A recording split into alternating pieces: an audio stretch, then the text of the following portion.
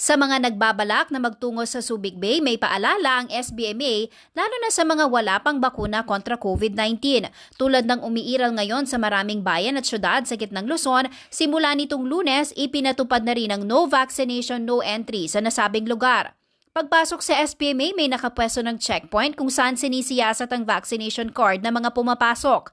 Paraan daw ito upang mapigilan ang pagkalat ng COVID-19 at para mapanatili ang kaligtasan ng mga stakeholders sa economic zone.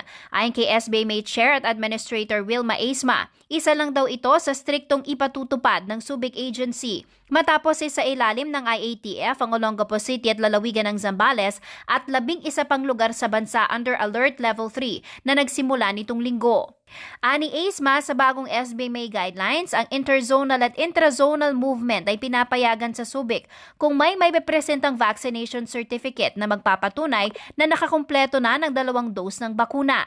Habang sa mga unvaccinated o wala pang bakuna, rekisitong pagpapakita ng negatibong RT-PCR test results na isinagawa 24 oras bago ang pagbiyahe sa Subic.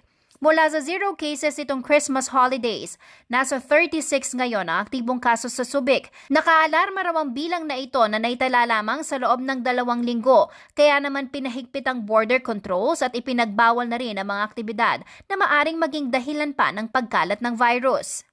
Bilin daw ni Aisma sa kanilang law enforcement officers na suriing mabuti ang vaccination cards ng mga papasok dahil hindi na raw kakayanin pa ang panibagong lockdown na makaapekto sa negosyo at industriya sa Subic. Kailangan daw maghigpit dahil kailangang patuloy na patakbuhin ang ekonomiya. Dagdag pa ni Aisma, itinuturing nilang high risk ang interzonal travel dahil 8 sa bagong COVID-19 cases sa Freeport ay mga residente na napaulat na bumiyahe sa Metro Manila, habang ang 5 ay bumisita rin daw sa ibang lugar sa labas ng Freeport.